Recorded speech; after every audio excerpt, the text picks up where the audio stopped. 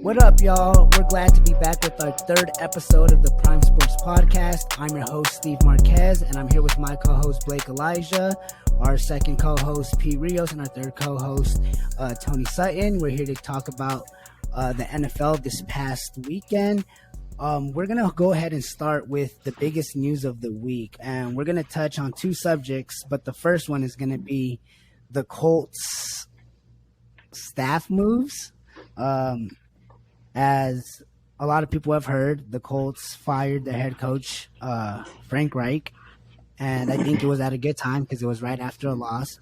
But not only is that big news because it was a mid-season firing, it's who they named their interim head coach, former center Jeff Saturday, who has no previous coaching experience outside of 3 years of high school, I believe. Yeah.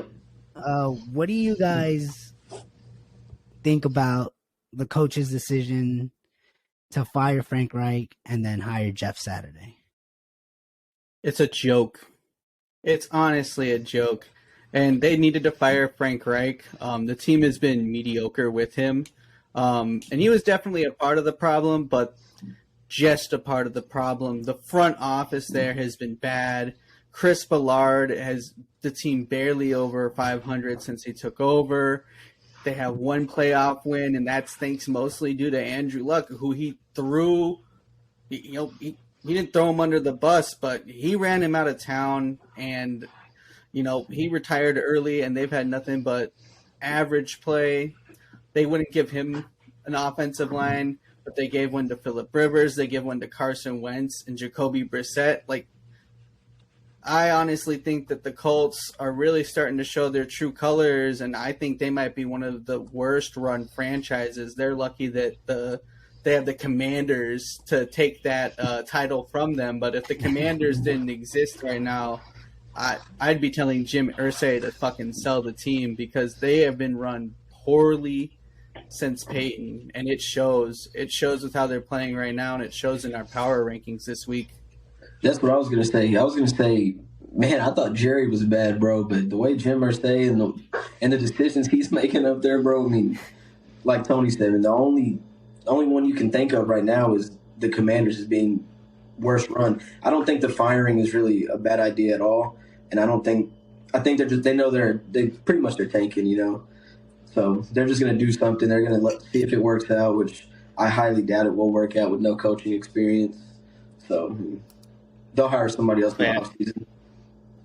Yeah, I think this whole hiring of Jeff Saturday is just a safe face. Try to get a Colt classic player and get that name in there so that fans can be happy about it. Yeah, it's one of them good guy signings. The fans can't get mad at hiring them. They all love him. Exactly. Because they know he's not going to call the plays. He's not going to call a defense. He's not running anything. It's going to be the other assistant coaches taking over everything. He just has that name as head coach. I think they're just trying to make it. Here's three names. All right, here's three names on that coaching staff already. Gus Bradley, Bubba Ventrone, who's one of the more highly sought coordinators, and John Fox. So two guys who have head coaching experience. And one coordinator who is highly sought after. I mean, I get you're bringing in a very loved player back into your locker room, and he might be able to connect with the players more than the coaches can. But he has no coaching experience, and this is the NFL. This isn't college. Whoa! Hold up! Listen. Jeff Saturday went 20-16 at Hebron Christian Academy. All right, put some respect on his name. Division 3. He is gonna help tie this great coaching staff together. He's got the playbook from Hebron Christian Academy ready to go. Just plug in the players. Oh, bro, I gotta feel bad for Sam Ellinger's. His family, his agent himself, man, he is going to have a rough rookie season. So Jeff Saturday did announce that Sam Ellinger was going to start this weekend against the Las Vegas Raiders. Yeah, at least that's the first game for them. At least they're playing the Raiders. Yeah, I was going to say. It comes at a perfect time. a rookie head coach, that sorry, but right now we suck. So yeah, see, the thing is, with the Raiders, you're playing against the Raiders. You just have to make sure they're beating you by 17 points at halftime, and then you're going to come back. That's it. Well, listen, can Sam Ellinger even score 17 points, man? It's funny because Jeff Saturday actually tweeted last week that the Raiders look horrible. So it's kind of funny that he's going to face the Raiders in his first game as a head coach. It'll be interesting to see how he responds. Let me ask you guys this. Do any of you actually believe he has a chance of being a successful coach? I will chime in on this. I think there's always a chance. Once again, he has head coaches as his assistant coaches backing him up. So I do think he definitely has a chance. But with the roster that they have put together, and it's just, I don't see it happening this year. If they do keep him, maybe they can start building some pieces, but this year is not going to work out too well for him. What about you guys? What about long term? Do you think eventually he could become a good coach? I think at the end of the season, bro, he's gone. I mean, unless he fucking makes the playoffs, which is highly, highly doubtful. I mean, unless he goes and barely loses 2 or 3 games for the rest of the season, I think he's gone regardless. Yeah, I don't know, Tony. What do you think? I think nuke it all. Irsay sell the team, get Chris Ballard out of a GM role, and send Jeff Saturday back to the couch. Christian Academy. Hey, bro, come on. He looks fit. He looks like he's in good shape, bro. Shouts out to him. I'm sure he's a cool guy. I'm sure all the kids at that academy love him. I'm sure that all the players are going to love him because he is a player, bro. And listen, the last time we saw Jeff Saturday calling plays, Peyton Manning was in his grill and cussing him out, bro. So we'll definitely come back to the Colts when we get to the game previews because the Raiders are going to end up playing them this weekend, and we'll dive in a little deeper on how the Colts can find success in the game. And what the Raiders can do to finally win what should be a very winnable game, but every single game that we've thought of that this season has been a loss. So let's transition into a player now instead of a team. Odell Beckham Jr. He's finally getting healthy. He's saying he's getting closer and closer, and he's with the trade deadline ending. He's the hottest commodity right now. Who do you guys think is the front runner for OBJ, and can he still make an impact? Because we know he's not looking for a 1-year deal. He wants a multi-year deal. He wants security. He's taking his time. So who can use his services the most, and is he actually going to be productive like he was last season? Man, go right ahead, Pete. Obviously, the sports bookies and all the gambling sites have the Cowboys as the favorite, which we've seen that before. Von Miller, we've seen it with Earl Thomas, we've seen it with multiple players. Obviously, we can use him. I don't think we need him the most compared to some of these other teams like the Packers. But when you look at the Packers and he wants a long-term deal and he wants to win, he makes it known that he wants to win right now. I don't know if he goes to the Packers because nobody knows if Aaron Rodgers is going to be here next year. I mean, I don't know if he wants to build a relationship with Jordan Love, if that's who's going to take over for Aaron Rodgers. But, man, when it comes to who I want him to go to, I mean, obviously I want him to come to the Cowboys. We're struggling a little bit at receiver. We have CD, who's not doing a true number one job. He did do good the game before the bye week. Michael Gallup coming off the injury is just slow. I thought him and Dak's chemistry was going to pop right back up when he came off injury, but it hasn't. So we'll see what happens. I mean, Jerry wants him. Mike McCarthy wants him. He knows we're contenders right now, but I think the dark horse, the ones that came into the fold yesterday, I think the Niners are going to be favorites to get him, man. I mean, he's already made it noted that grass or turf doesn't really matter as of right now, but he does want to be somewhere where there's no cold weather. So, I mean, that's a positive note for the Cowboys. He wants his dad's family lives in Dallas. So, I mean, that's a positive note. I mean, I don't know when he's expected to get signed. I know they said he's going to be clear by the end of this week, but do y'all know if he's supposed to be signed by the end of this week or when that's going to happen? So, I mean, I think they said end of November, maybe early yeah, December. because they said, I know I've seen reports saying he'll be fully cleared to play by the end of this week. I just don't know when he can come back and play or when he can be signed. I think that's what we're shooting for. Once he's cleared, he can play. He could be signed right then and there. And play. I will say, I think the Bills were favorites, but I mean that Josh Allen injury. I mean that's gotta worry him a little bit. And I don't know if they have the money to give him a long-term deal. As a diehard fan, would you be upset if Jerry Jones didn't make the call and sign him? Yeah, I'd probably be upset. I mean, like I said, though, I mean I've been through it with Von Miller. He wanted to come to the Cowboys. He was going to take less money to come to the Cowboys, but they just wouldn't offer him. Same thing with Earl Thomas, which in retrospect was good we didn't get Earl Thomas. He ended up getting hurt, and he wasn't the same as he was. But still, it's just these big-name free agents. Same with Bobby Wagner. Same thing with Bobby Wagner over the offseason. It's like they're scared to pull the trigger. And what's going to happen after he gets signed, same thing with Brandon Cooks at the trade deadline. They're going to say that the Cowboys were right there. They just couldn't agree on the money situation. It's just the same thing over and over again. I want him, and I hope we get him. I think he can help a lot.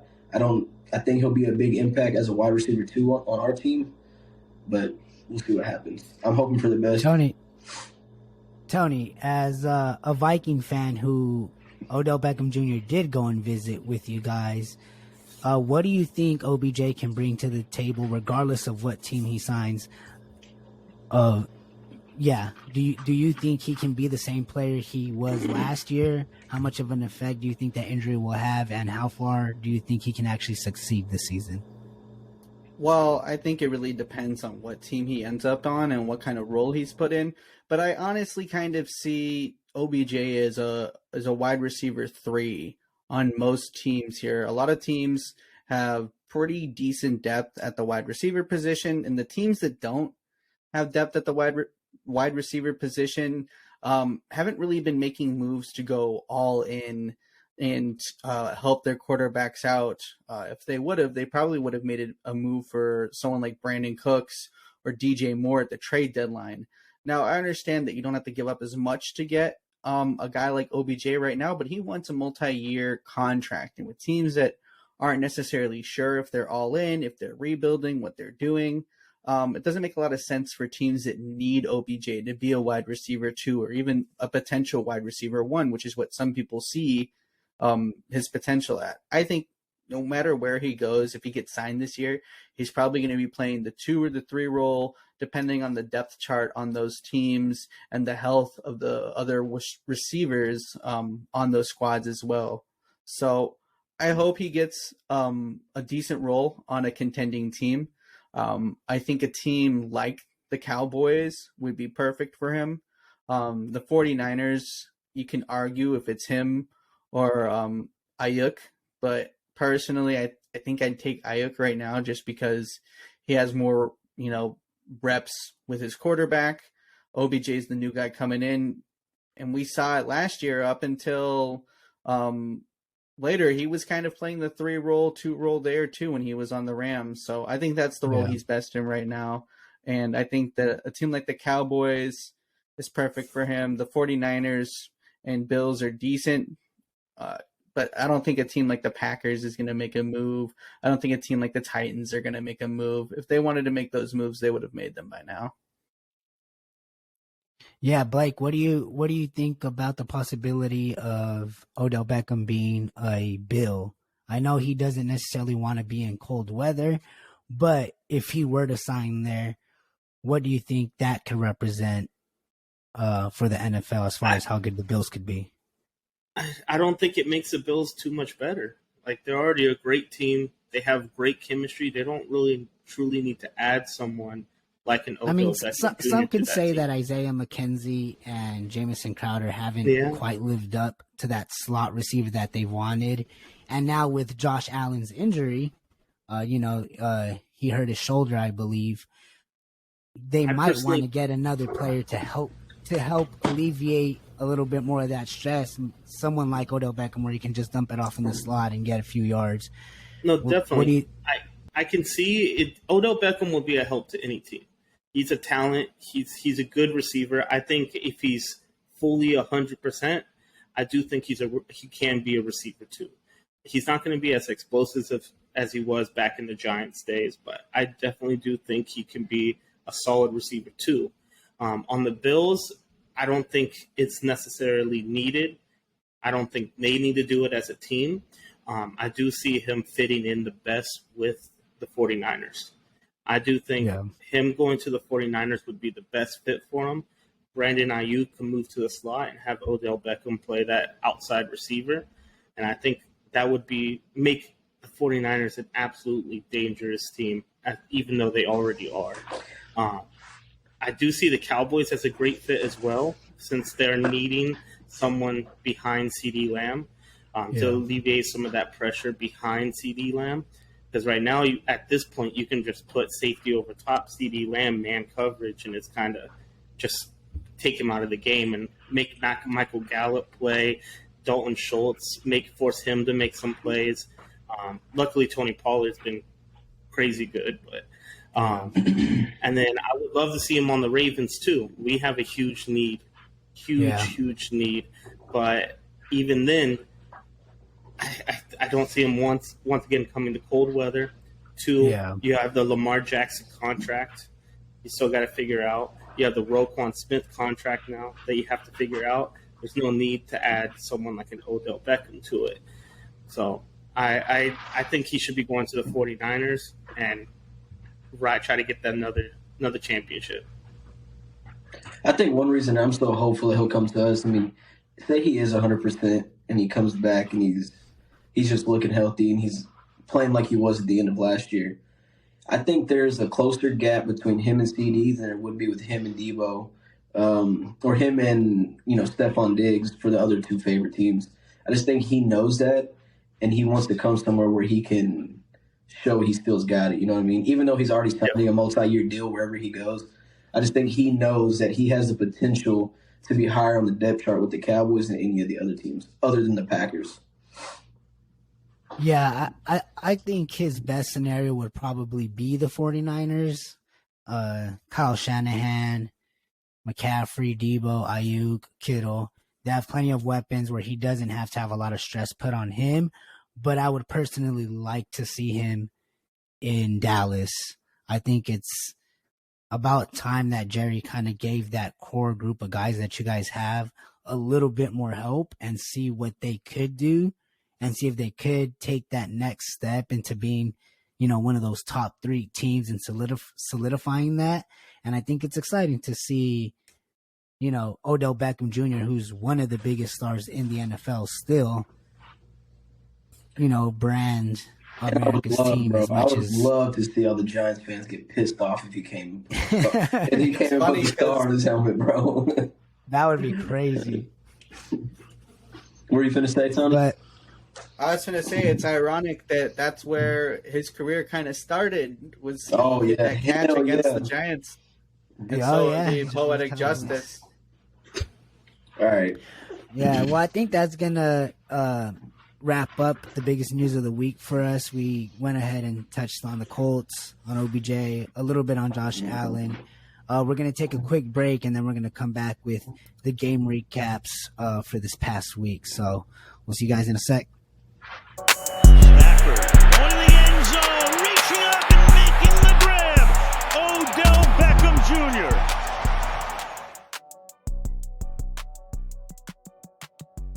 All right, we're glad to be back with you guys. We're here to talk about the game recaps now. We're going to go ahead and start with Tony. We're going to talk about the Vikings win against the Commanders this past weekend. What was the score of that game, and what impressed you about that game, and where could you guys probably improve on based off your guys' performance?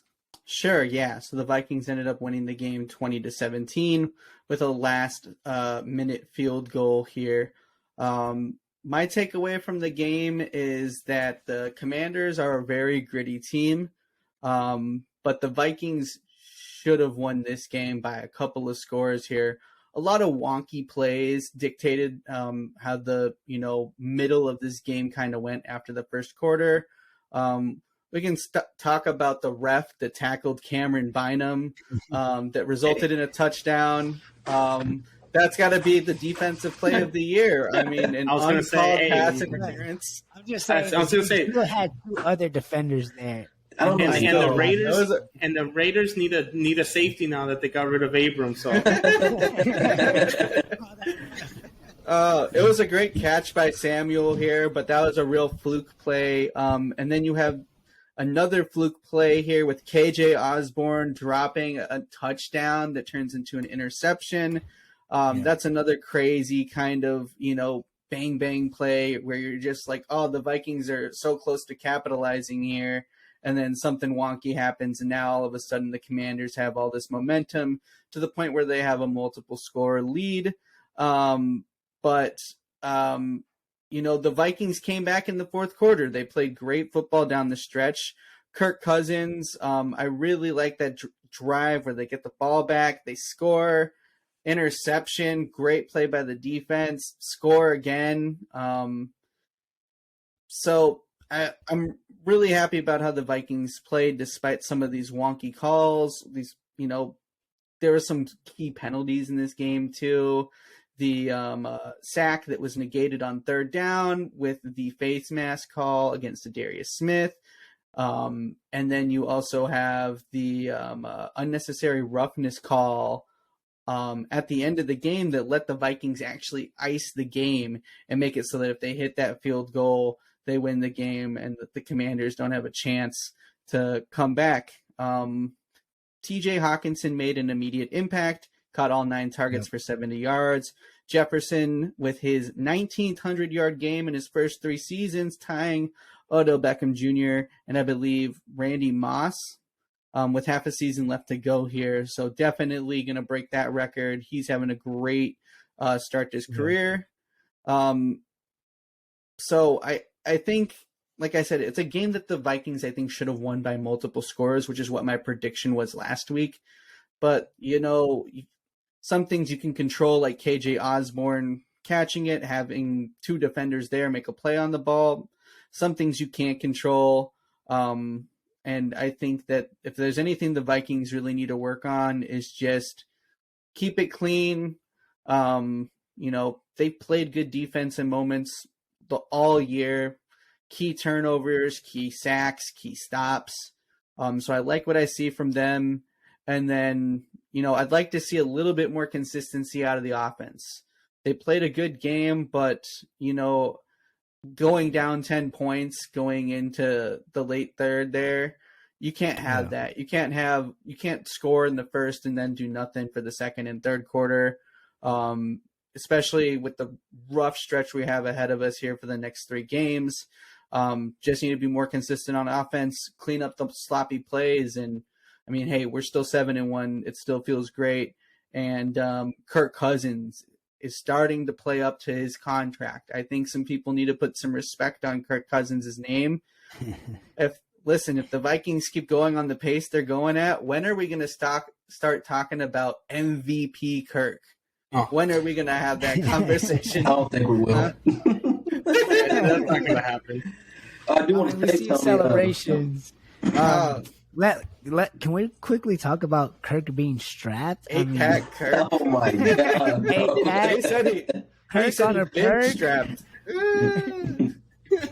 I do want to say, Vikings came out and go ahead, Pete. I was down in obviously DC that night, and Tony, bro, I'm gonna tell you how many Vikings fans I've seen at all these Washington monuments. We traveled deep. I don't know if y'all made the Commanders go home and cry with ruining Heineke's little hype streak he had going, but it was surprising how many Vikings fans I've seen down there. Yeah, baby. We travel good. You should have seen the NFC Championship game. So many Vikings fans traveled out to Philadelphia for that game and then, got harassed by Eagles fans and threw a fit about it. Yeah. We all know that's the worst organization in the league when it comes to the fans. It's up there with the Raiders, though. I was going to say, Raiders are right there. Now that you mentioned them, we can transition into the Raiders recap from their game against the Jacksonville Jaguars this week. As we all know, the Raiders had a bad loss last week again. And we decided to stay out east in Florida to face the Jaguars. That was a mistake. Come out the gates, okay? Come out the gates, firing on all cylinders. Carr is looking like, okay, this might be prime Carr again. Him and Devontae burned the defense twice for 2 deep touchdowns. Just easy drives, right? For the first quarter and a half. Come out 17-0, okay? Magic number. The magic number, all right? Now, we know we had a 20-0 lead against the Cardinals at half. We had a 17-0 lead against Kansas City, where we ended up losing 30-29. But this defense actually looked good for that first quarter and a half also. Came up with the key fumble recovery by Max Crosby. They were putting pressure. They were playing good coverage. And then right towards the end of the second quarter, as we started to reach half, you see the Jaguars start to catch a little bit of momentum. And they end up scoring a touchdown, and then they end up getting a field goal right at the end before half. And we go into halftime 2010. And I think at that point, everybody kind of felt it because they knew the Jaguars were receiving the ball coming out after the half. And the Raiders do what they've done plenty of times this season. They shit the brick. Offense couldn't get anything going. Carr couldn't get anything going. Devontae Adams had 10 catches for 146 yards and 2 touchdowns. 9 catches and 146 yards and 2 touchdowns were in the first half. In the second half, he had 1 catch for 0 yards. Defense, again, couldn't stop anybody. When it mattered the most, they made a couple stops, but the offense couldn't capitalize. At this point, the season's pretty much over. I think this was the last 2 wins were must-win games, and they've obviously haven't been able to do it. I want to fire Patrick Graham. I'm over him. What do you guys think about the Raiders' performance? And we'll talk about them playing the Colts, but where do they go from another disappointing come-from-behind loss from the Jaguars? I think Blake got something to say now. I love Steve knows I love talking about the Raiders. So it's so nice to hear Steve finally admit that the season's over already. He always has to have so much hope, but I don't know. You should, right? As a fan, you have to. No, I'm sorry, not with how the Raiders have been playing. And then I just want to say I called it. Raiders going to be last place in that division. All of you guys thought that Raiders were going to be number 1, if not number 2, right behind the Chiefs. And Devontae Adams is a nice pickup, but they just didn't get any other pieces anywhere else. I didn't see it. Tony, I know me and you had a nice little lengthy discussion about this. What do you take out of another disappointing Raiders loss and where this team is headed? I think they're headed straight for a top 3 pick. I think the Derek Carr era is over in Vegas, in Raiders Nation. I think that y'all should have never gotten Devontae Adams. There were other holes to fix, which was something you disagreed with, Steve. You disagree with that. I thought that Devontae Adams would kind of have that, Stephon Diggs, DeAndre Hopkins effect where he elevates a quarterback's play.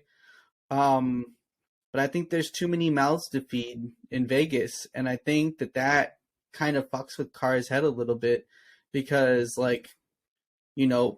you still have guys that you trusted in your receiving core and your skill positions that Carr had developed a chemistry with. And Devontae Adams was playing with a 2-time MVP the last 2 seasons. For his greatest years were with an MVP quarterback. And say what you will about Derek Carr. Derek Carr is not an MVP level quarterback. And I say that with as much respect as I can to Derek Carr because I think he's a good quarterback. He plays with good intensity. I think that he wants to be a winner. He wants to win football games, and he tries as hard as he possibly can to win those football games. But Yeah. he's not the answer right now. And I think the best thing to do is to trade Carr for some picks and move on. I think you stick with Devontae Adams and you draft a quarterback and you give him all of these weapons. You got some picks for Carr that you can start to rebuild the defense with, the offensive line with, and you start to see something. So I think that as much as Blake wants to see your hope crushed into tiny little pieces, there is hope.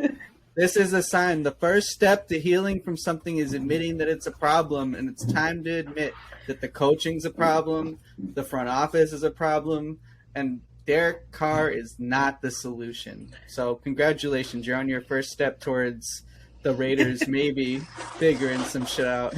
I don't got much to say about the Raiders, bro. But I will say, I know you mentioned him not being an MVP caliber quarterback, but I will say he's an MVP, bro. Because as a teammate, I just see what he does for that team, and I see the way he uplifts them. Even right now, with how bad y'all are playing, he still has some boys wanting to go out there and play for him. So I mean, that is regardless of how y'all are playing right now, I mean he's at least giving the team hope. You know what I mean? Yeah. It's gonna be interesting seeing the offense next year. Who's gonna be quarterback? Who's gonna be running back? Is Darren Waller gonna be there? I try and make it as quick as I can, and I think like as far as the Carr situation, I am a Derek Carr fan. I always have been, and I think I can say like pretty confidently at this point that it is time to start looking towards the Raiders' future at quarterback. And I love Derek Carr. I know the type of quarterback he is. I have my opinions on him. I've watched him from the beginning. I watched him get drafted at Fresno State. I watched him play at Fresno State. And I do think it's time we start to look at our future at the position.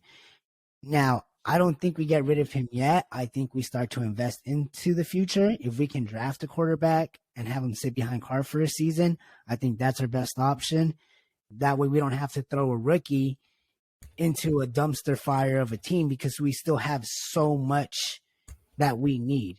So why focus on changing the quarterback when the core of the problem is the offensive line? It's the coaching. It's the defensive line. It's our defensive backs. We can't cover anything. But yeah, I mean, I think it starts to looking forward at what we're going to do there. As far as what's wrong with the Raiders with these losses, to me, it just comes down to coaching. You can have your style of coaching, but if you don't have the right type of players that are going to fit your coaching style, then you have to adapt your coaching style to those players. And say what you want about Derek Carr. He's not playing well this season because he's not. But what's the biggest difference then? Why was he playing so well last year with less talent on the coaching staff? You can't just convince me that all of a sudden it's just, Derek Carr is complete trash and he's the reason and he just sucks. Like, he obviously has spurts of playing well, and I think at the end of the day it's just coaching, the game planning, defensively, offensively. It just doesn't work. If the passing game is working, Devontae Adams came out and had a quote after the game in his interview saying if it ain't broke, why fix it? Why are you going to stop passing the ball when Devontae Adams clearly beat dust in that defensive backfield? But anyway, yeah, I was just about to say, as much as you can talk about the Raiders, I don't know if the listeners want to listen to the Raiders too much more, so let's jump into the next one. So let's hey, God damn, none of that was Tony talking. So God damn, Blake, the Ravens ended up playing the Saints on Monday night and came out with the win. You guys are dealing with some injuries on your offensive side of the ball, but your defense is coming out and making plays. Justin Houston is kind of having a resurgence. He has multiple sack games and multiple games in a row. What did you think of the Ravens' performance on Monday? And are you guys really starting to establish yourselves as one of those top 5 teams? I love the game on this Monday. I do think we're a top 5 team, but we'll get into those arguments a little bit later in this episode. But it was a great game to watch. Offensively, it was definitely a little bit of a struggle. The run game definitely got picked up with Kenyon Drake actually looking really well, real elusive on the ball. It was fun to watch. I mean, the biggest thing was everyone had their eyes on Roquan Smith because of that trade that just happened. And Roquan had about 5 tackles. Only played about 75% of the snaps. I think that's just because he's only had about 4 or 5 days to learn the playbook. But he made 2 key third down stops against Alvin Kamara, and that's exactly why we brought him in.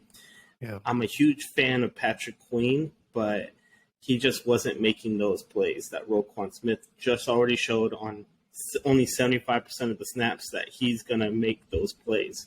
But it was a good game. I mean, Lamar definitely struggled throwing the ball. He went 12 for 22, only about 122 yards passing.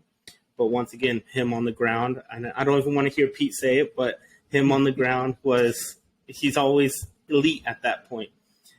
Kenyon Drake, once again, 93 rush yards, 2 touchdowns. But my biggest takeaway is our first-round pick, Kyle Hamilton. I like what we're doing on defense with having 3 safeties and 2 corners. We have our Kyle Hamilton actually playing the slot corner. And we play a lot of zone, so it's not putting him on man-on-man situations with any elite slot corners. But he's been flying all around the field. Every single week he's getting better and better. I know a lot of people don't watch the Ravens games and look at those little fine details, but he's making plays. And then just to come at the Vikings too, Zadarius Smith left us. He decided not to sign with the Ravens and went to the Vikings, but we're getting bigger bang for our buck with Justin Houston. Tied with Zadarius Smith in sacks at 8.5. Also had a pick, but he was the first Ravens player with all the defensive history that we've had, but first Ravens player with multiple sacks 3 games in a row. And that's huge. It's huge. So, but we're coming for the Vikings. We're coming for the Cowboys in that top 5 rankings. And we'll see. We'll talk about that pretty soon. Pretty soon. We're going to have some fun arguments on that. I like what y'all are doing with Kenyon Drake. I think being able to run the ball is opening up his offense a lot more. I mean, you look at what y'all did just Monday against a pretty good defense, at least a good roster. Even with Mark, even with Mark Andrews out, bro, I love what y'all are doing at the running back position. I think when Gus Edwards comes back, I think it's said that he should play this week. I just think the role's fought, bro. I think Kenyon Drake needs to stay as the leader of that backfield, and they just put Gus Edwards in there every once in a while. So the good news is we do have a bye week with all the offensive injuries. So Mark Andrews definitely will be back. Gus Edwards definitely going to be back. It's definitely going to solidify the O-line, Ronnie Stanley getting even more healthier. The receivers, Rashad Bateman's out for the year. All the other receivers are healthy. I mean, Deshaun Jackson tweaked his hamstring, but that comes with being 36 years old. Bro, we all seen that coming anyways. Yeah, it comes with being 36 years old.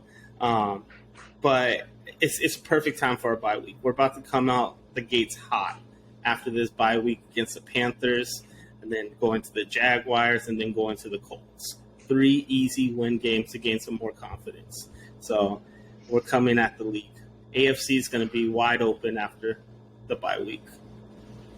Yeah, the Ravens are playing well, and yeah, like you guys said, especially with the Bills losing, the Titans playing well against the Chiefs, the AFC starting to become a little bit more competitive up top. That pretty much covers our game recaps for this past weekend. Let's jump into our game previews. We can go ahead and start with Tony again. The Vikings are playing. Who are the Vikings playing? We're playing the Bills. The Bills. The Bills. The Vikings are playing the Bills. Now, the big news with that is Josh Allen. How serious is his injury? How much is it going to affect him? How do you see the Vikings pairing up against the Bills? And what's obviously looking like a playoff matchup. Who do you think comes out on top, and what do you expect from that game? It's a potential Super Bowl matchup.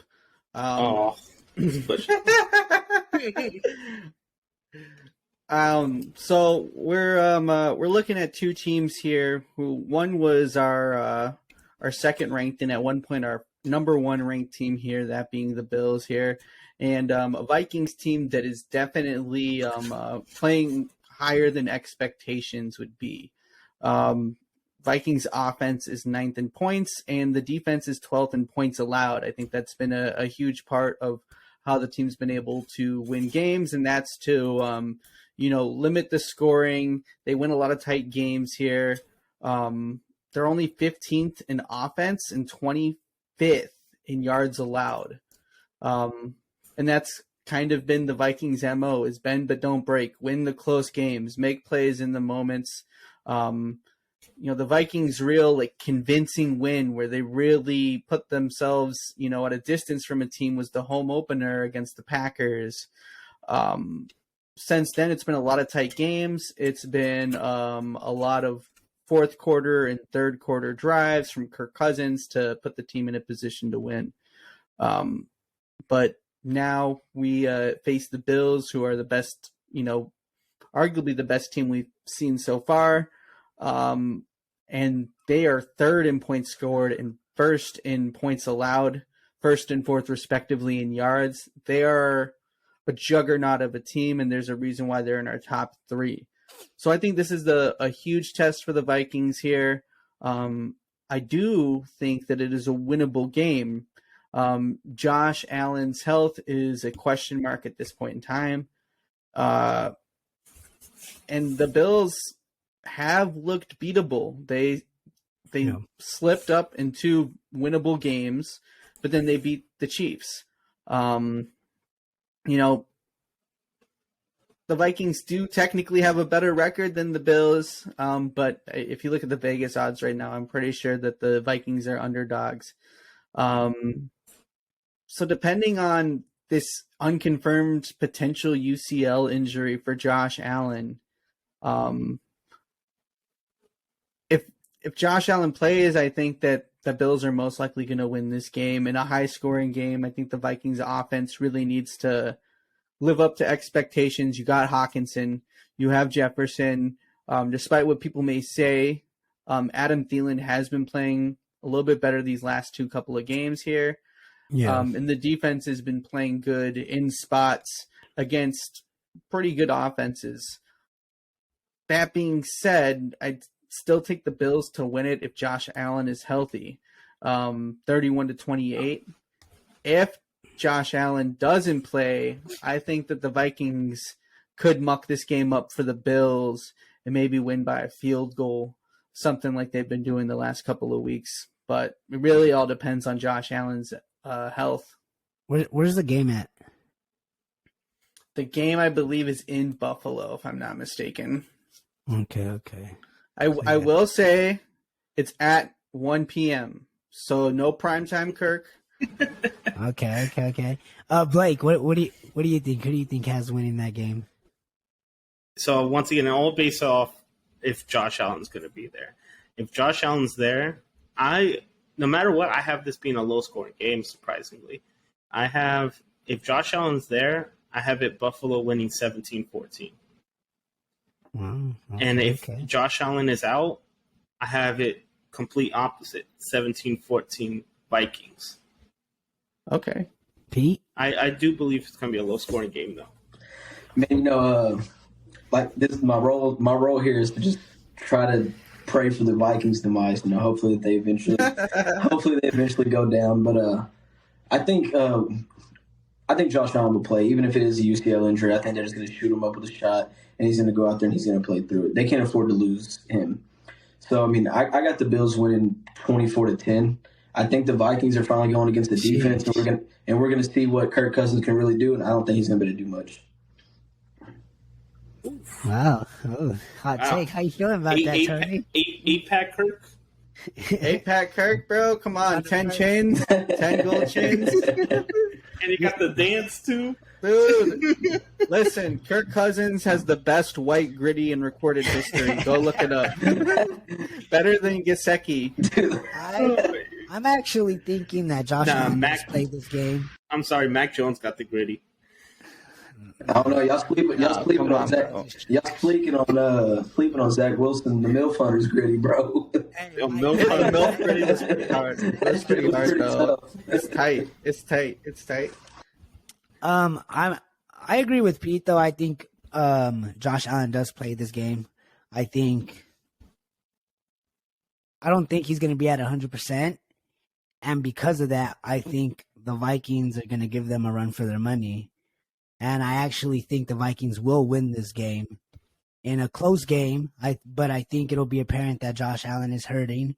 But I think the Vikings offense is meshing just a little bit more and more, and everybody's playing just a little bit better each week. The Vikings defense is playing well. The Bills defense is stout, no doubt. But I think the Bills take a little drop off here, trying to get healthy again. And I think the Vikings win this game 28-24. I like that. That. I think that. And you like that? I like that. Look, I'm a fan of Cousins. Like that? Let's jump into our second game recap of the Raiders. They're playing the Colts, who had the big headlines this week with the firing of head coach Frank Reich and the signing of interim head coach Jeff Saturday. Let me start with you three, see what you guys think. Blake, you can go ahead and get it started off. What do you think about this game? And I think this is the toilet bowl. This is the toilet bowl right here. I thought about the Jaguars game, to be honest. Yeah, you got the nuking of the Colts. The whole franchise is falling apart. Then you got the Raiders who can't keep a 17-point lead. Man, this is going to be a disgusting game to watch. I'll surprisingly have the Colts winning this. I have this as another low-scoring game. I think it's going to be somewhere like 20-14 Colts. Okay. Pete? Bro, I'm tired of giving the Raiders their fucking credit, bro. So I'm going to have to go with the Colts on this one as well. I'm going to go lower scoring, though, man. I'm going to go something like 14-10. I don't think it's going to be very high scoring at all. Tony? Come on, Tony. You know you want to do it. Listen, I want to buy a first class ticket to the Sam Ellinger show, but I just can't. Steve, I can't leave you on an island to die. I think the Raiders win this shit 28-14. Multiple scores. They finally put it together against a garbage box of a team. If the Raiders make me look fucking stupid, bro. The Raiders make me look stupid. I'm gonna go cop a fucking Packers jersey or something. Bro, I just can't keep going for the Raiders, bro. I mean, listen. I've been one of the biggest Raiders haters on this podcast. All right, I've been plotting on, their downfall every day. But it's hard because obviously they're too talented to be playing the way they are. So it's hard to pick against the talent, but they're obviously not putting it together. See, I argue that I don't see much talent. I see the talent in Devontae Adams. I see the talent in Darren Waller, Josh Jacobs. But besides that, I don't see Hunter Renfrow, that's not talent. Derek Carr, that's not talent. Hunter Renfrow is just line, a glorified Cole Beasley, bro. Yeah, the offensive line is one of the worst offensive lines I've seen. That defense is just atrocious. It's like, I'm sorry, I don't see the talent. There's talent in the sense that they're all talented players who have been producing. It's just not being put together. It's put together wrong. When's the last time the Ravens had a 1,000-yard receiver? That wasn't Mark Andrews. We don't need it. That's the thing. Why are you throwing random Ravens right Yeah, down we're playing- random Ravens what I'm shade, saying bro. is, Listen, as we're far as the talking about the talent is Raiders. like you have to add talent. So the No. Ravens, like even now, the Listen. Ravens are good, but in order for them to be solidified as contenders, we're talking about them adding another receiver, about adding talent because you need I know, to but add talent regardless. Of even if they- even if you look back when we have won the Super Bowl and things like that, we didn't have a 1,000-yard receiver. We had Anquan Bolden, we had Torrey Smith, but they were not 1,000-yard receivers.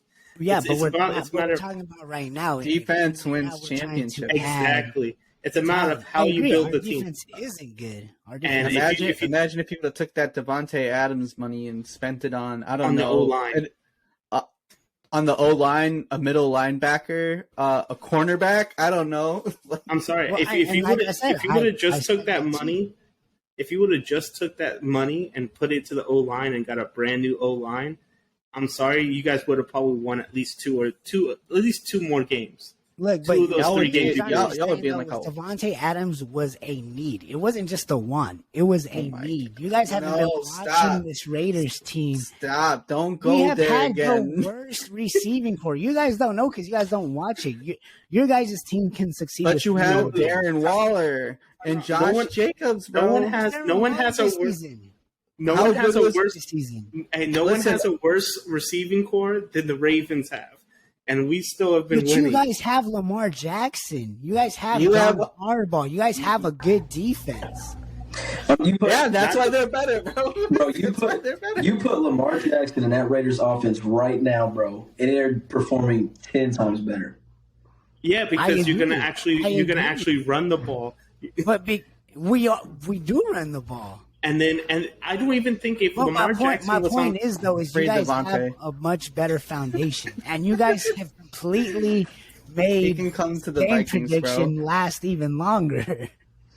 So I'm sorry, Ah. but if you put Lamar Jackson on the Raiders, go back to that take, I still don't think they're doing that well because that defense is atrocious.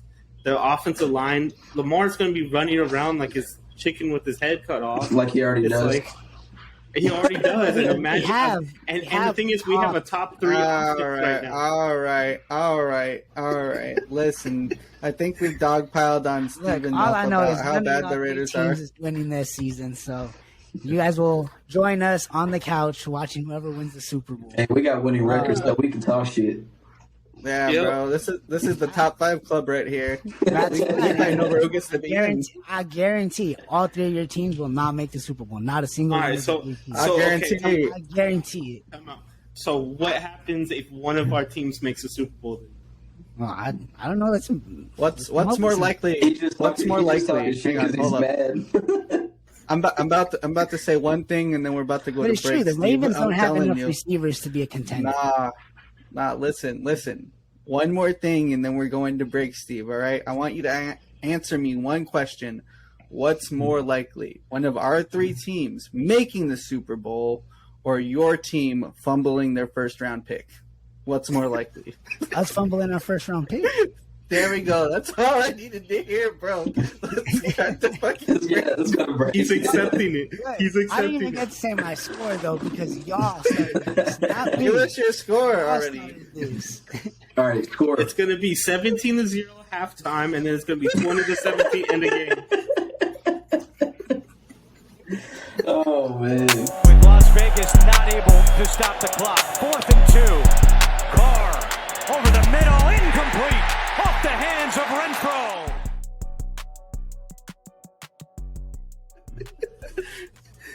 So 20, it's going to be 17-0 at halftime, 20-17 at the end of the I'm game. not even giving a Oh. score or picking.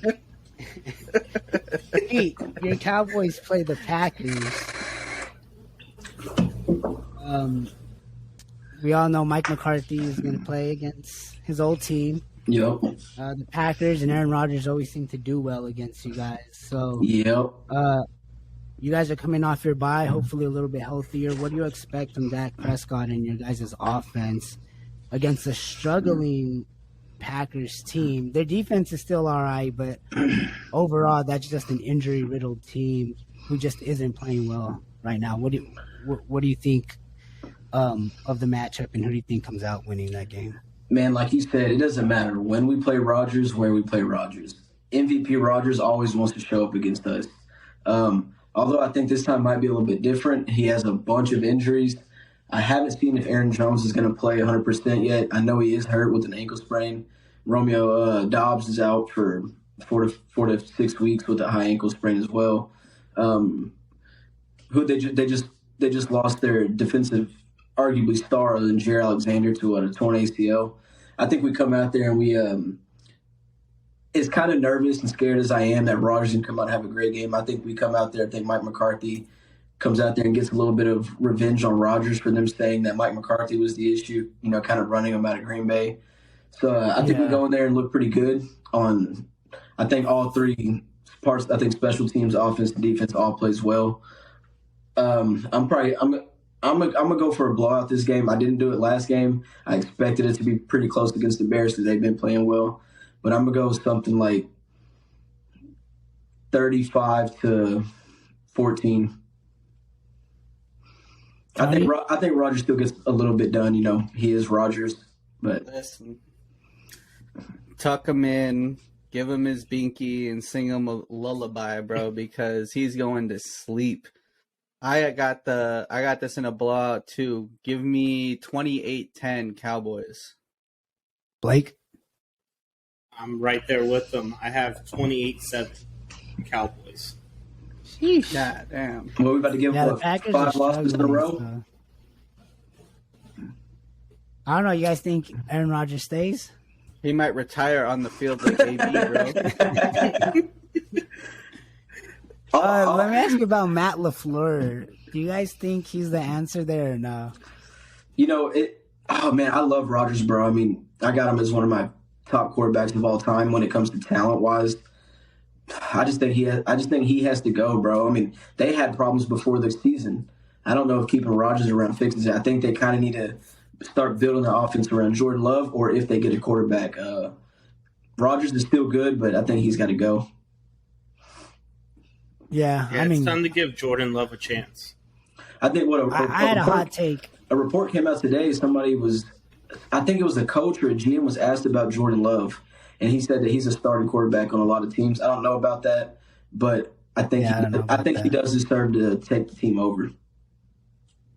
Yeah, I mean, I had a hot take earlier this season that Aaron Rodgers should sign with the 49ers next season.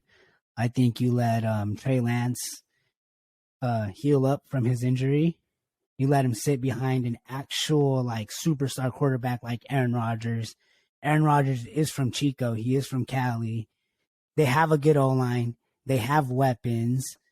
They have a good defense. And they have a good head coach, offensive head coach, everything that Rodgers doesn't have in Green Bay. So I think that'd be a nice little split there for Green Bay to move on into their next quarterback, whether it be Jordan Love or somebody else, which I don't think Jordan Love is the answer from what I've seen, but, I guess we'll find out. But I think that's something that could very, very well be good for both Aaron Rodgers and the 49ers. You still keep Trey Lance as, your future, but you're in a good win now mode with all the players you have. So bringing in someone like Aaron Rodgers might just be the move. I think that pretty much wraps up our recaps for this, or our previews. Sorry. The Ravens are on a bye week, so we're going to take another short break, and then we'll be back with our power rankings. Floating one for the end zone, and Jefferson reaches up, hauls it in, and hangs on for a touchdown, Vikings. And he's giddy over the gritty. Welcome back, guys. We're here with our third segment of the episode. We're going to go ahead and get started with our power rankings, our favorite part of each and every episode. We're going to start at the bottom. At 32, we have the Texans. At 31, we have the Panthers. At 30, we have the Colts, who could very well be at 32. I mean, I guess we'll see how things shake up with Jeff Saturday and Sam Ehlinger. At 29, we have the Raiders, who are pretty much creeping up to that bottom spot. The Lions at 28 with the win over the Packers. Jaguars at 27.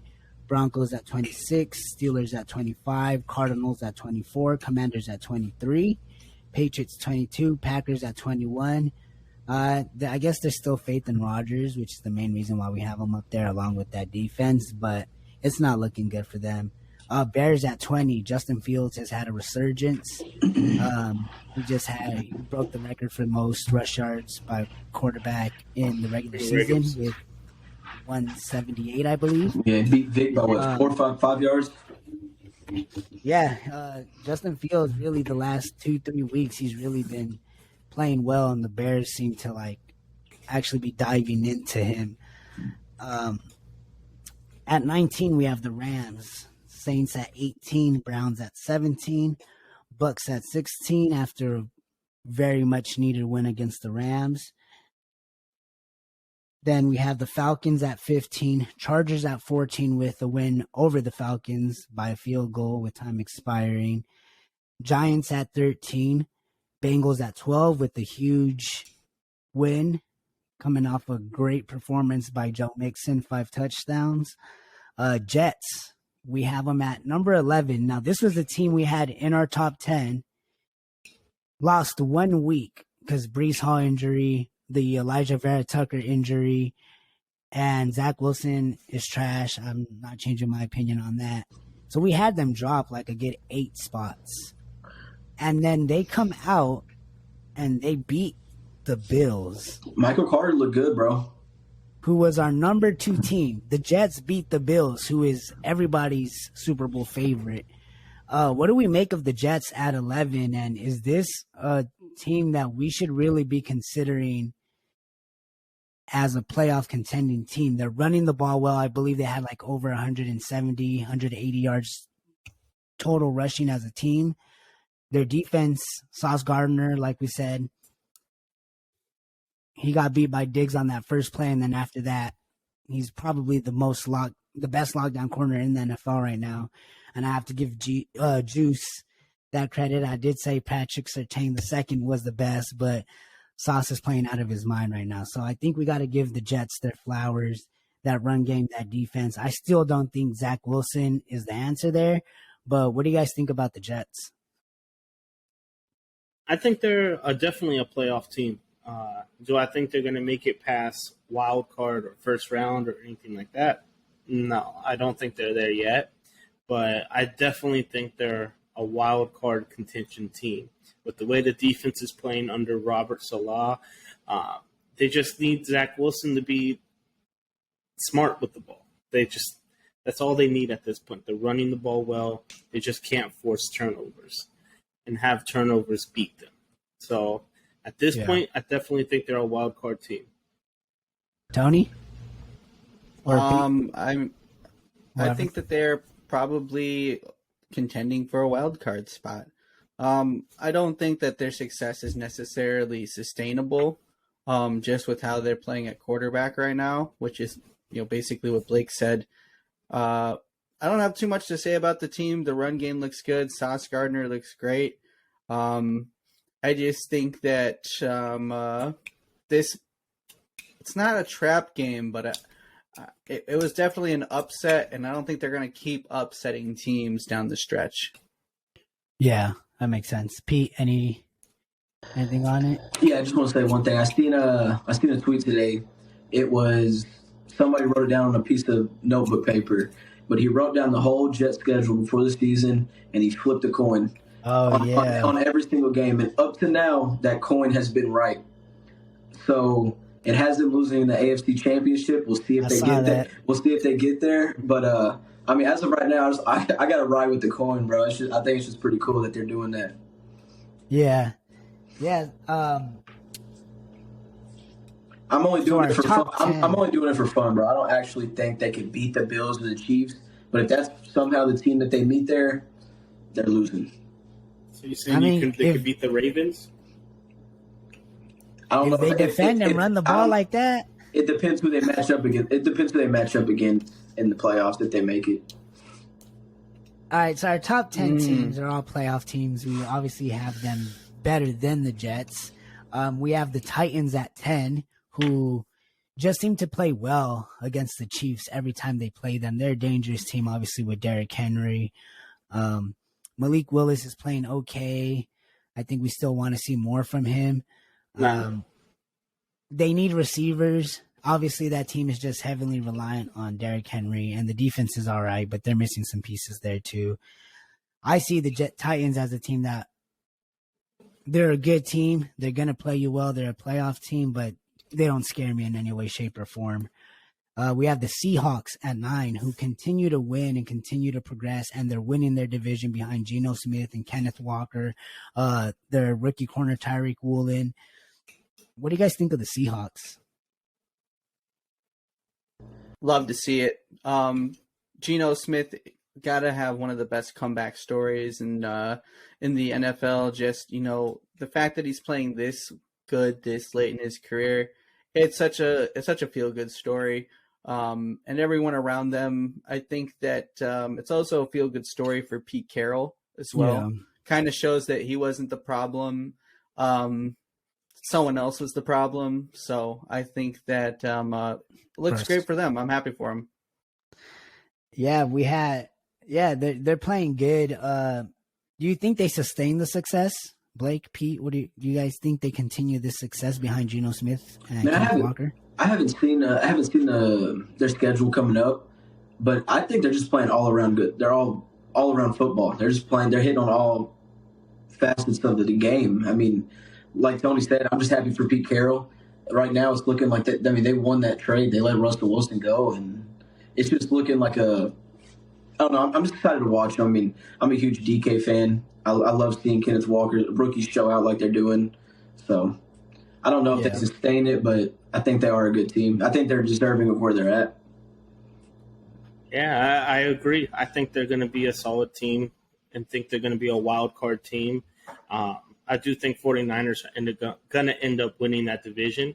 But I'm looking at their schedule right now, and it looks like they're on a bye week this week, but then they come out and play the Las Vegas Raiders, which should be a W for them. Then they come out and play the Rams, Carolina, the 49ers, Kansas City, New York Jets, and Rams again. So they do have a tough schedule with the 49ers, Rams, Kansas City, even the New York Jets. That's a tough ending. That's a tough ending. End. Their next 4 or 5 games are good, but the ending is rough.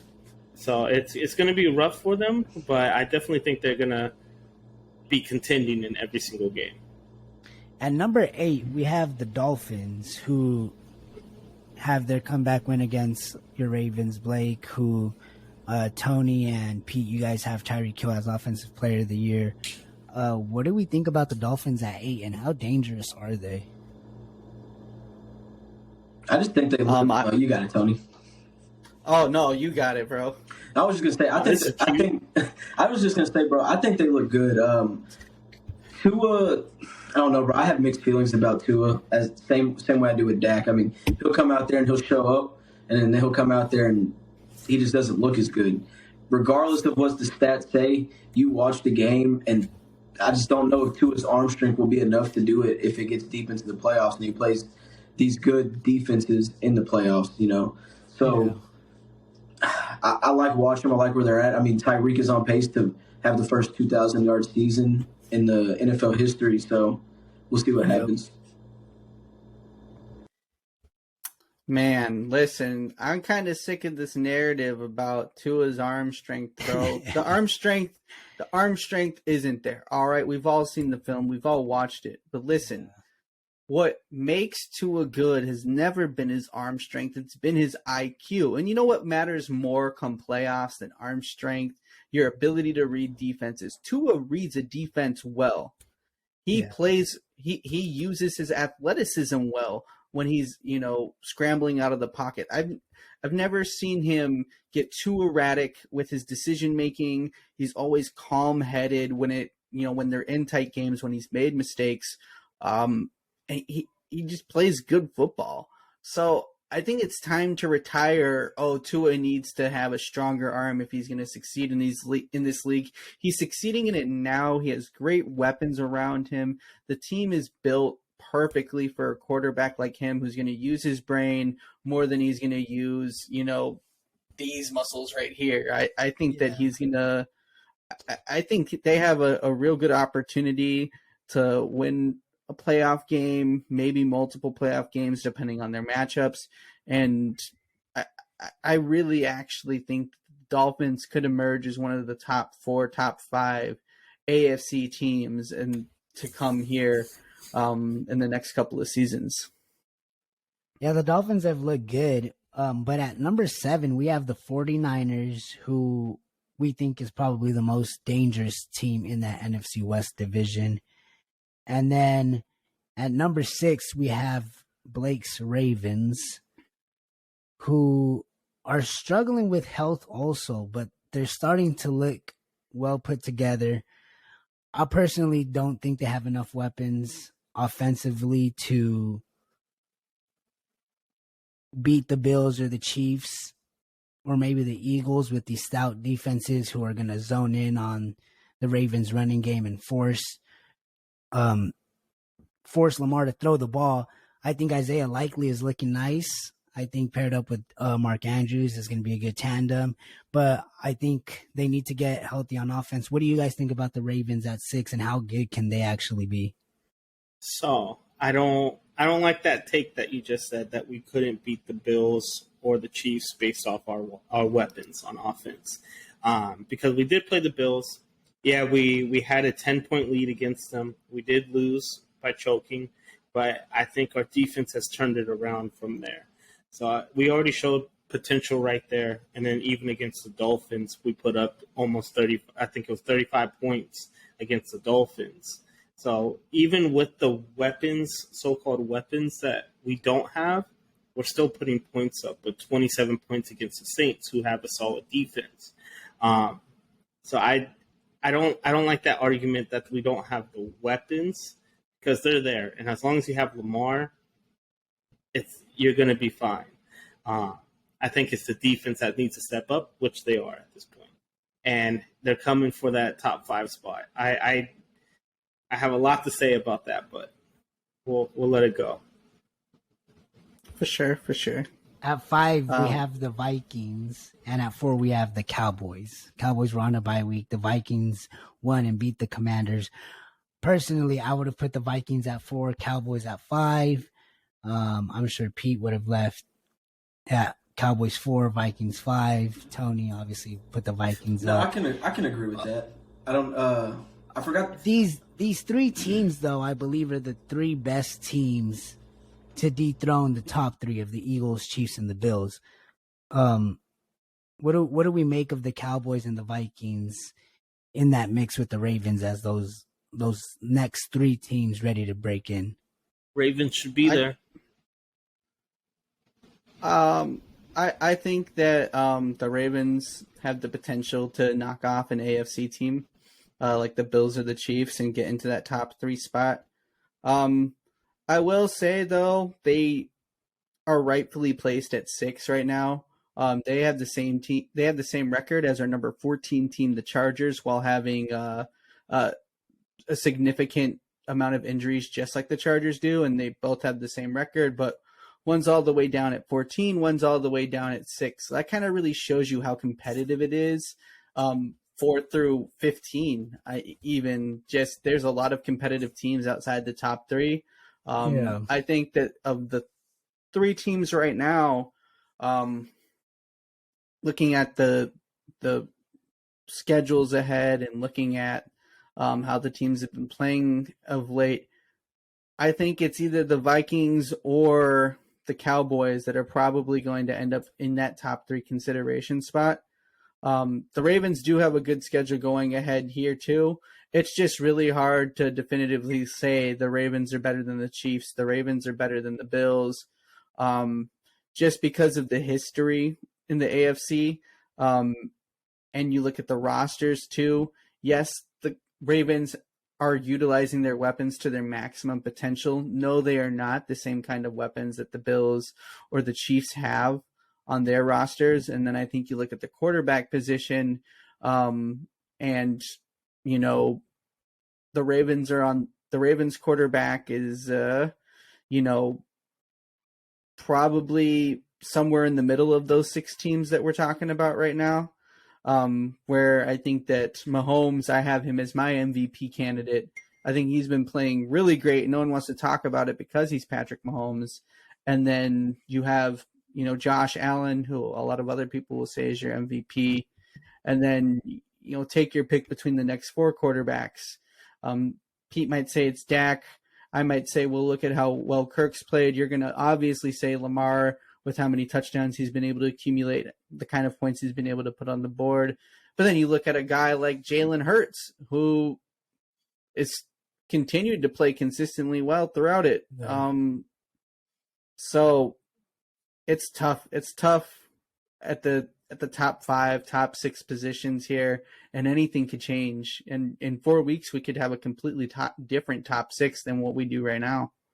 Yeah, Pete. What do you think about your Cowboys? What make your case for why they belong up there and how they compare to the other teams? Y'all can hear me, right? Yeah. Right, Yeah. make sure. I forgot to say it earlier in the episode, but sorry if my audio sounds different or if the video is not the same. I'm on a work trip and I'm in a different state right now, so I'm not at home. But I don't know, man. I mean, I'm big on not moving a team up and down during the bye week. I think there is a strong case for the Vikings to be ahead of us right now. But looking at our schedule, same thing with the Eagles, bro. And the Giants. That's why they were up here for a while. We all had fairly easy schedules for this whole year. I know we got to play each other, but outside of that, outside of our division play, it was fairly easy schedules. So I don't know. I don't really have much to say. I mean, we all know next week is the game we'll play against the Vikings, November 20th. So I mean, that'll tell us a lot about who's really deserving to be in the top 5. But I'll just leave it right there. Right. I'm trying to make it pretty quick. Yeah. I don't want to say too much, Yeah, so to finish off our top 10, we have the Bills at 3, who came off that loss against the Jets. So even though they beat the Chiefs, who we have at number 2, I think, and the injury to Josh Allen, obviously, I think it, kind of raises some questions. Chiefs are at 2. They beat out Titans, who are another playoff-looking team, in overtime. Tony has Mahomes as his MVP so far. And I think it's fair to say that we still keep the Eagles at 1. They're still undefeated. They're still playing consistently well at every level of the game. So I think it's hard to move them from that spot. Before we wrap up the power rankings, what concerns me about the Cowboys or the Ravens is their weapons. I think their defenses, they're known for defense, having good defenses, and they run the ball well. But which was my same thing with the Eagles, was if they get in a shootout, do they have enough players that are going to make the plays necessary? Now, hopefully with Odell Beckham Jr., if he signs with the Cowboys, is enough. For me, what hurt the Ravens was the fact that Rashad Bateman's out for the year, because I think he was a young stud receiver. But yeah, I think it's fair to say we have the Eagles at 1, Chiefs at 2, Bills at 3, Cowboys 4, Vikings 5, Ravens 6, 49ers 7, Dolphins 8, Seahawks 9, and Titans 10. Any last little snippets before we end the segment and jump into our 4th and final segment? No, I'm good. I can go on forever about it. But, nah. All right, then. We'll see you guys in a few seconds, and we'll jump into the NFL mid-season awards for you guys. See you guys in a sec. Allen tosses, deep ball on the way, incomplete. Gabe Davis, the intended target, and the Jets will win it. What's up, guys? Glad to have everybody back. We're going to dive into our last segment here. It's our Prime Sports NFL Midseason Awards. Obviously, this is who we think has won it up to this point and who we think has the lead to win it. We're going to go ahead and get started with our MVP choices. I personally had Josh Allen. Tony had Patrick Mahomes. Blake had Jalen Hurts. And then Pete had Josh Allen as well. I think most people have Josh Allen as their favorites for how he's played. His injury this past weekend, I think, might affect that. But Tony, go ahead and tell us why you had Patrick Mahomes as your MVP pick over Josh Allen. I think he's just played better than him, honestly. He's first in touchdowns, first in yards, top of the pack in QBR. 21 touchdowns to 6 interceptions. That's a good ratio for him. He's got his team in a position to be number one now in the AFC. And I think they have a pretty firm grip on their division as well. He's played really well. The one loss to the Colts, which was a complete anomaly, I think is the only stain on his resume right now. I think Josh Allen has a few more stains than that. Yeah. And Jalen Hurts just hasn't been as good as Mahomes personally. Speaking of Jalen Hurts, he was my offensive player of the year, and all three of you had Tyreek Hill. Now, Tyreek Hill, like you guys said, is on pace to be the first receiver with 2,000 receiving yards. Obviously, Tua's arm strength isn't affecting his stats in any way, shape, or form. He's still able to push the ball downfield and get the ball to Tyreek Hill and let him use his speed. I had Jalen Hurts, obviously, because the Eagles are undefeated. I think he has made the best impression so far. He has played the most consistent ball on that side of the offense. Getting A.J. Brown has helped him significantly. Miles Sanders. He's just playing all around well. So Jalen Hurts was my pick. And obviously Blake had him as his MVP pick. So I think you can't really go wrong with either one of those players. Our defensive player of the year picks, I had Michael Parsons. So did Pete. Tony had Zadarius Smith. And Blake, you have Matthew Judon. Blake, how about you talk to us and tell us why you have Matthew Judon over Parsons and Zadarius Smith? So I have Judon, mainly because he's a sack leader right now at 11.5. That's big time. He's on pace to potentially beat the record for most sacks in a season. But it's also because what he does outside of pass rushing as well. He does have 35 tackles. He has 10 tackles for loss. But a lot of people don't see what he does outside of those things. He is a very good pass coverage linebacker as well. He has 5 pass deflections as a linebacker. He does a lot of things that anything you could ask for, he does it. Michael Parsons is right there too. Michael Parsons just a way more athletic freak than Matthew Judon is. But Judon, to me, definitely from all phases of the game, beats Zadarius Smith, and he's arguably right there with Michael Parsons as all-around one of the best linebackers in the game. Yeah, it's crazy how much these pass rushing linebackers are impacting the defenses, because all three of us have these pass rushing linebackers who can do a little bit of everything. Our offensive rookie of the year, me, Tony, and Blake all have Kenneth Walker. Pete, you have Chris Olave. I think we could all pretty much say that up until Breece Hall's injury, he was most of our picks, if not all of our picks. Pete, you're the only one who had Chris Olave. Kenneth Walker obviously is killing it.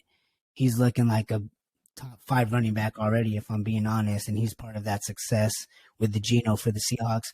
Why did you pick Chris Olave so far, and what has his impact as the best rookie receiver this class has been? I think mainly because not only is he the best rookie receiver, but he is on a pretty bad team. They're performing really bad. Michael Thomas has been hurt. Jarvis Landry's been hurt. For him to be a rookie and come in and act as that wide receiver 1 with a broke back Jameis Winston and then at Andy Dalton, I just think the impact he's had on his team is arguably greater than Kenneth Walker's. I know Kenneth Walker's gone 5 touchdowns or 5 games in a row to touchdown, but he is on a well-rounded team. I mean, look how good Geno Smith is playing. They got DK Metcalf. I don't think the Saints really have anybody outside of Kamara other than Olave. I just think what he's done back there, and I think he can continue to do it. I don't know that Kenneth Walker keeps these rushing totals going game after game, but we've seen Olave do it since the first game of the season, barring his concussion game and the game he missed. Yeah, Chris Olave's been killing it, and like you said, those injuries to Michael Thomas and Jarvis Landry, he's really been their only option on offense. Some other rookies balling, or specifically one other rookie balling on the defensive side of the ball. is Mr. Sauce Gardner. And Juice, this little segment here is for you for Defensive Rookie of the Year. I want to propose a question to you guys because obviously, like I said, Ahmad Sauce Gardner was our runaway pick here for Defensive Rookie of the Year. He's looking like he's easily the best cornerback this season. At his best, would you rather have a young Darrelle Revis or a young Sauce Gardner? And obviously, Sauce Gardner has to keep this kind of success. He does, but let's say he did. Who would you rather have? Man, I think is this really a question? I see how they're reacting, and I don't think it is an overreaction of how they're acting.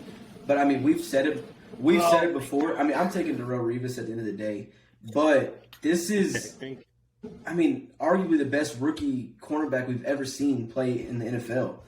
I don't think you can argue that. I mean, if he keeps this up by the end of the season, I mean, who would you ever pick in their rookie season as a cornerback to play over him? Maybe Dion, maybe. So yeah, I agree. I agree with Pete on this. One of the best rookie cornerbacks I've seen come into the league, start, be the number one corner, and be a shutdown. Seen the resume he's gone up against is insane.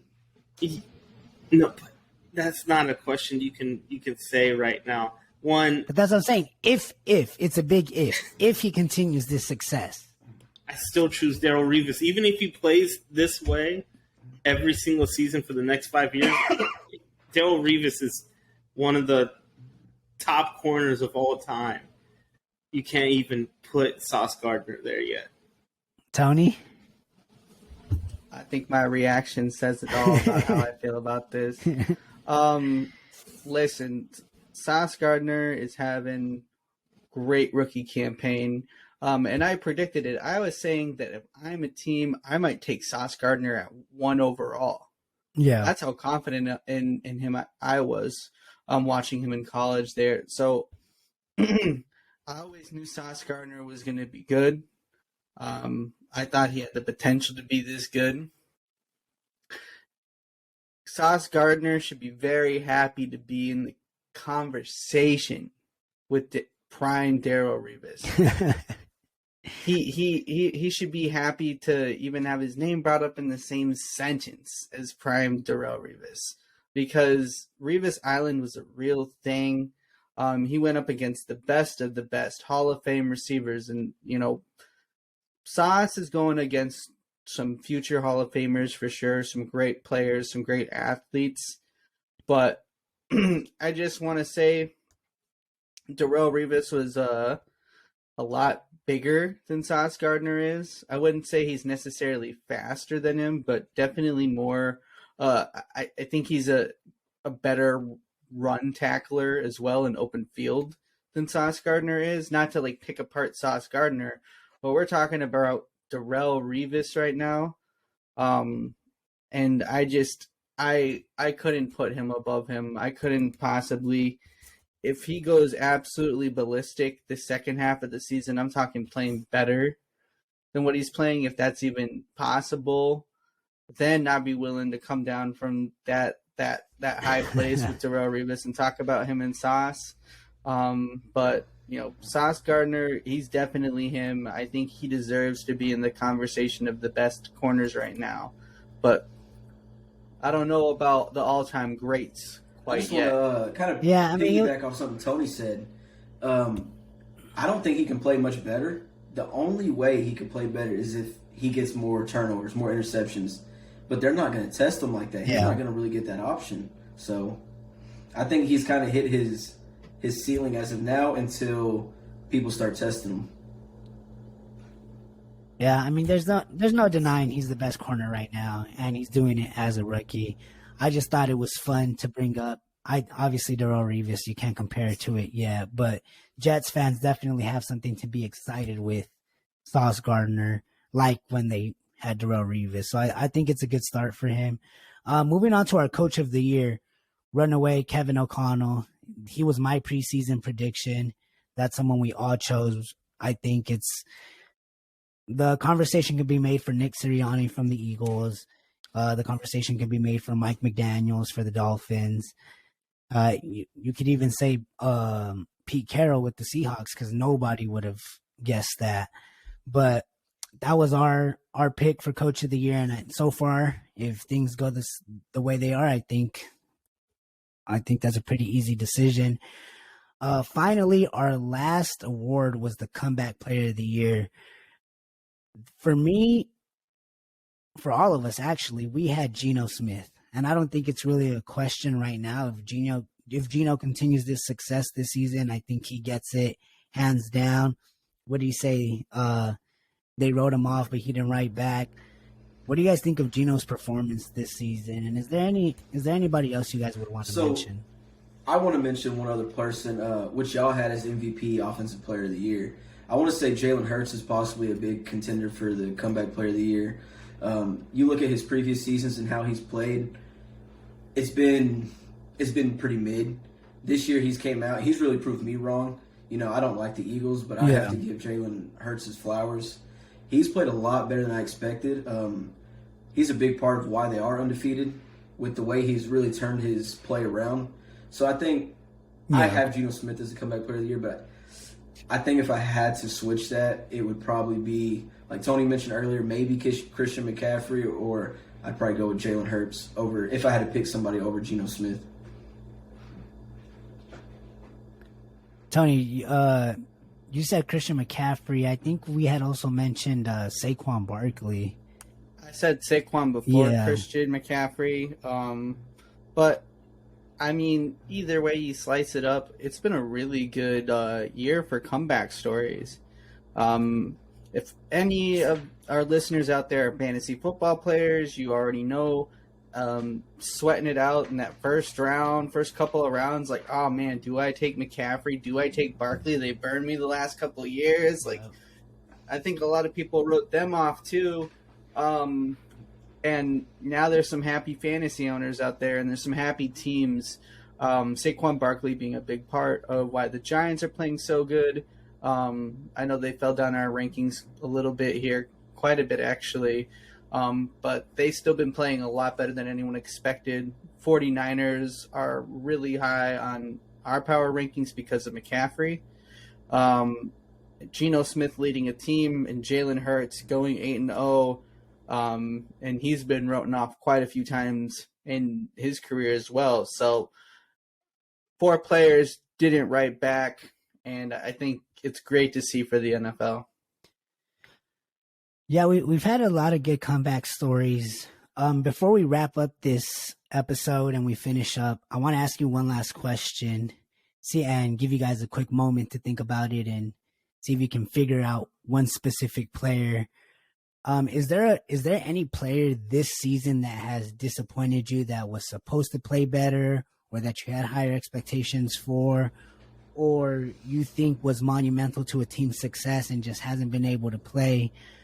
Personally, for me, I think a player I would pick is Keenan Allen. I think Keenan Allen, I think, would be someone I choose. Obviously, you could pick someone from the Raiders. I could pick someone from the Raiders, but Derek Carr has plenty of hate, so I don't think you can go ahead and say, oh, everybody thought Derek Carr was going to be some MVP-type quarterback this season.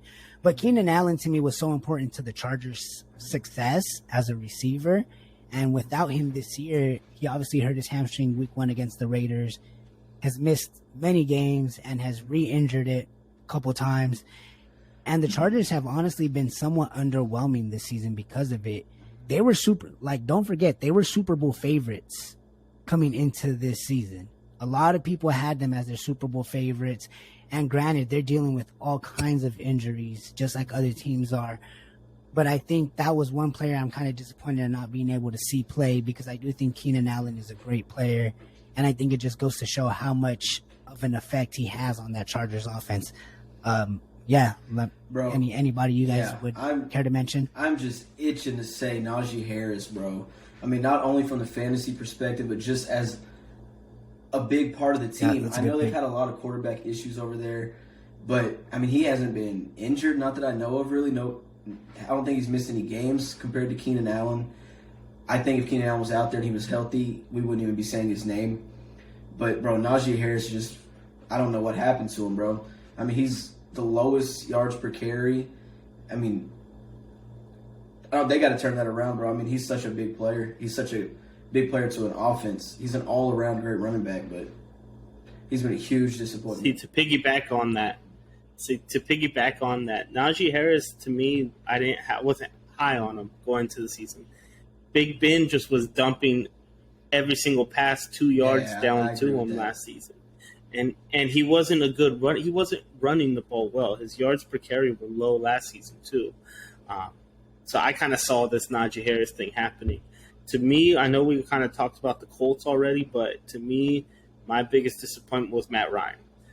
To see what they did last season with Carson Wentz, and they should have made the playoffs before they choked the last game of the season against the Jaguars. I thought it was going to be perfect for Matt Ryan to come in. All he needs to do is play smart ball, and they have a chance to make the playoffs. But, man, he fell apart.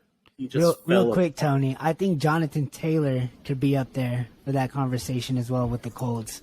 Jonathan Taylor has not looked good at all this season, so I don't know if it's the O-line, maybe it's the coaching staff, maybe it's the quarterback play, but Tony, what's a player you have found highly disappointed? Oh, you took him from me, bro.